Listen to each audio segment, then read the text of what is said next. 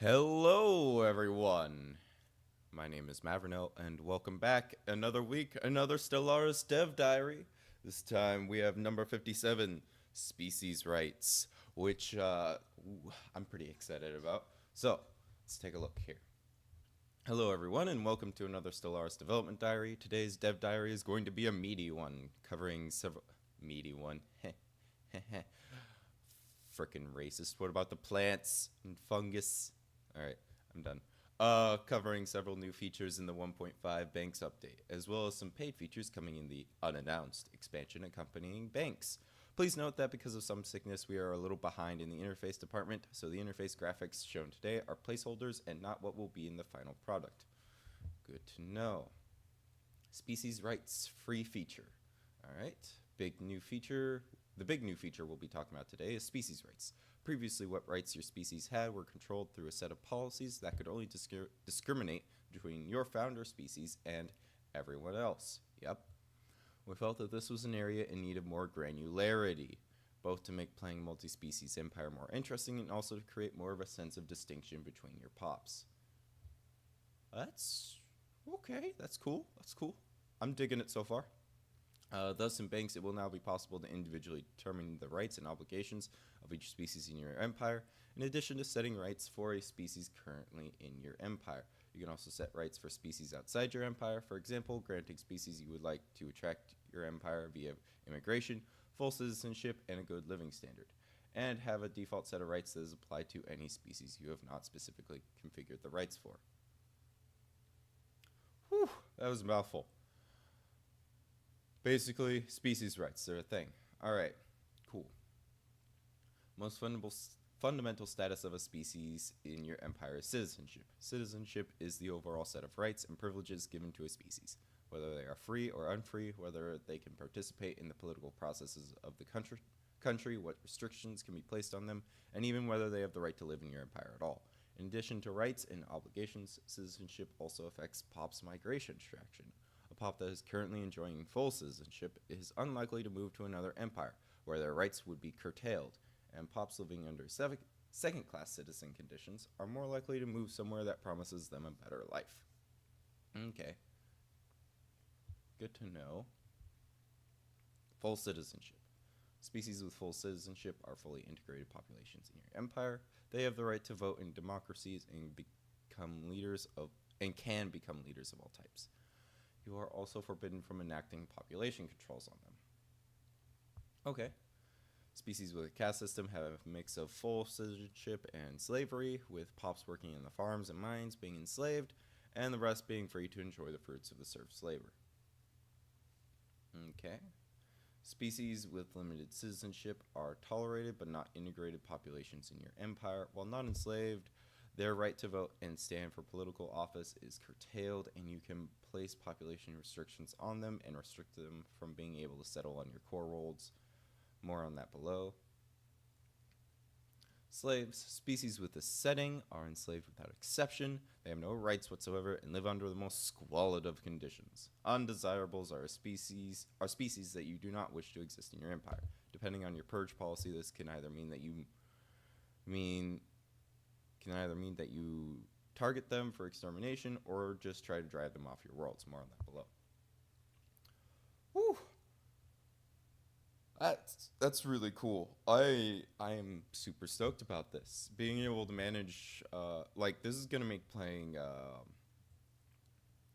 an empire that's focused on getting pops to migrate in a lot cooler. So like taking that slow growth actually might be a benefit, especially for since tall empires are gonna be a thing in this patch supposedly.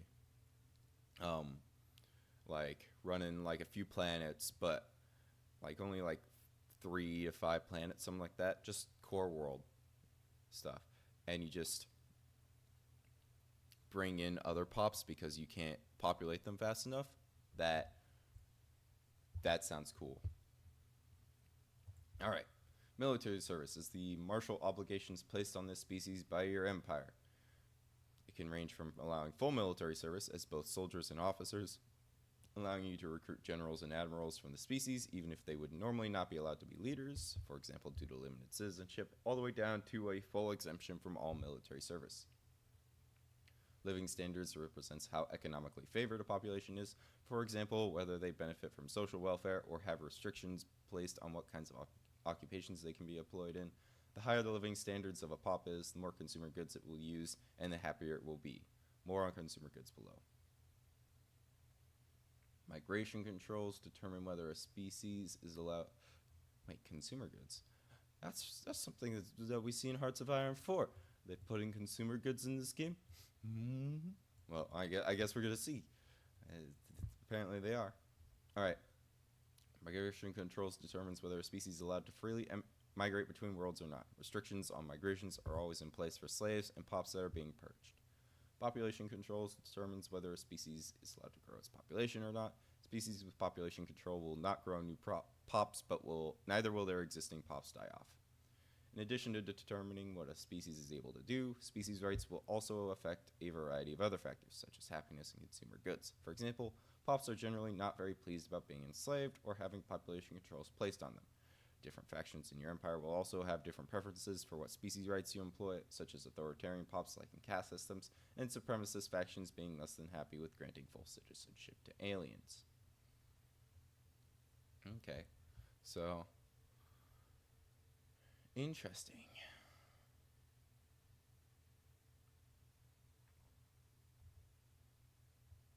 So we're gonna have a separate screen for dealing with this. This is gonna, well, I guess it's just the default species screen. Interesting. All right.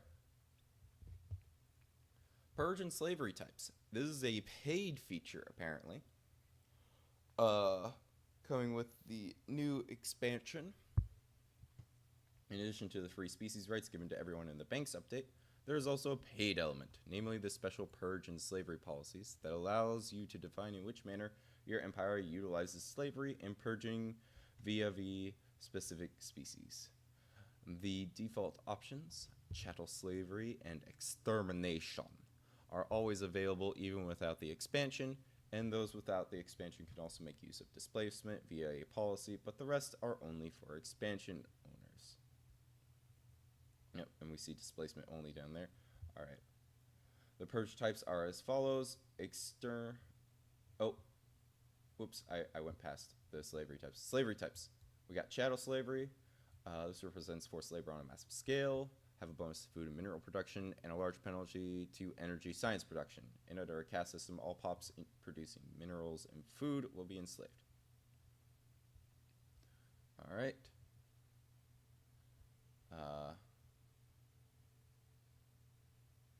Domestic servitude. This represents a combination of plantation slavery and indentured servitude.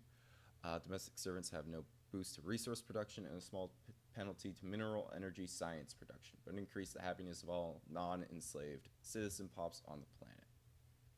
Battle thralls. This represents a system of enforced martial serfdom. Battle thralls have no boost to any resource production and moderate penalty to energy science production, but armies recruited from them are stronger. Livestock. This represents a species that is regularly culled to be used as food. Livestock produces a fixed number of extra food, but are completely unable to produce any other kind of resource. Wow. Using another species as livestock? That's brutal. Oh my god. Oh, I gotta tell you, I am super excited to do another run through of Stellaris in patch 1.5. This is gonna be awesome. Alright, the purge types are as follows. Extermination. The species is systematically killed off by any means available. This is the fastest okay, so this is the current form of purging. No resources while they're busy dying off. Alright. Okay, so that's normal purge.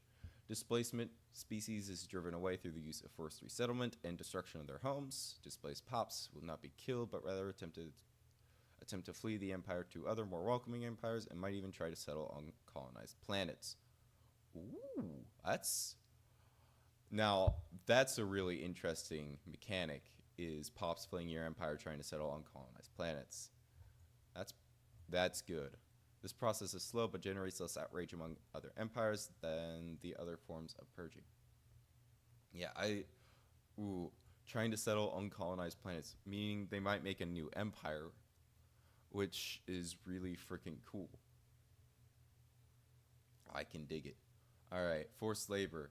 The species is placed in camps and forced to do hard labor under brutal conditions with inadequate food and shelter, effectively working them to death. Pops doing forced labor will be killed off more slowly through extermination, but will continue to produce minerals and food at a significant penalty energy. Forced labor sounds pretty effective. Processing. Species is processed into food for the consumption of other pops. Pops being processed generate a fixed amount of food and die off at a fairly fast pace, but cannot be put to use producing any other resources. Alright. Neutering. The species is prevented from reproducing through chemical castration or biological modification, eventually dying off naturally. Neutered pops continue to function normally and may even be given a higher standard of life, but have a large penalty to their happiness. The speed at which they die off varies based on the species' natural lifespan, but it is typically very slow. Alright. Consumer goods, free feature. And here we have it. Filthy consumer goods. Another issue we're trying to tackle in banks is mineral inflation. Mineral production has a tendency to snowball in the mid and late game, particularly in large, sprawling empires. In order to address this, we've introduced a new mineral cost called consumer goods. Consumer goods represents the portion of your industrial base that is occupied with seeing to the needs of your population. Example, producing butter instead of guns. Each pop in your empire will produce a certain amount of consumer goods each month, with the amount primarily dependent on their living standards. Each unit of consumer goods costs a certain number of minerals, depending on factors such as ethics, traditions, whether your empire is engaged in a defensive war, and so on. Okay. Refugees in core worlds, another free feature. We only have one paid feature in this entire thing so far. The rest is free. Yep, it's three free features and one paid feature.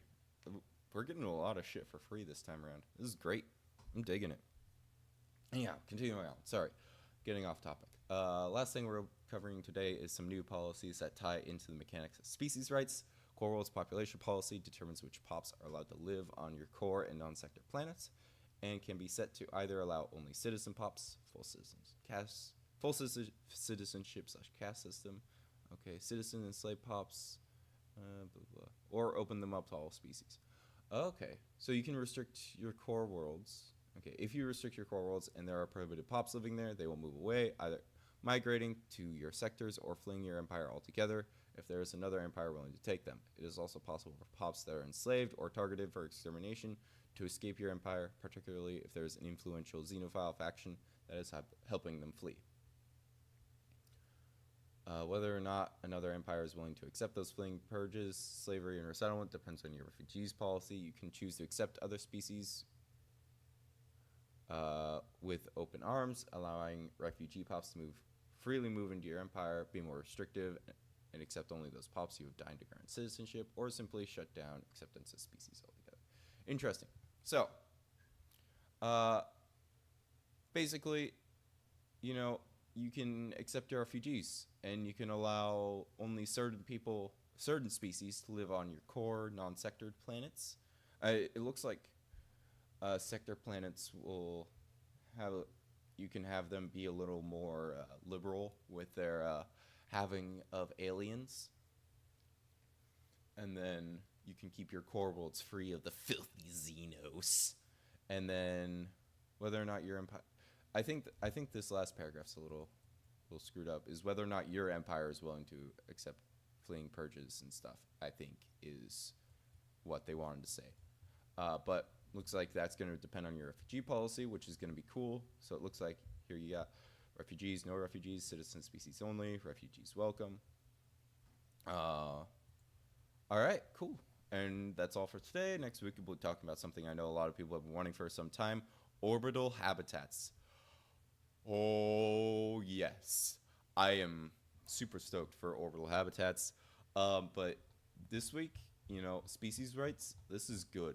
Like, I This this this is a really good, like, really good set of features. I am super stoked for this. Uh, if you like this video, hit the like button. If not, dislike button's over there. Comment. Let me know what you thought of this week's Step Diary. And if you are so inclined, please subscribe. That's all. Take care of yourselves, and until next time.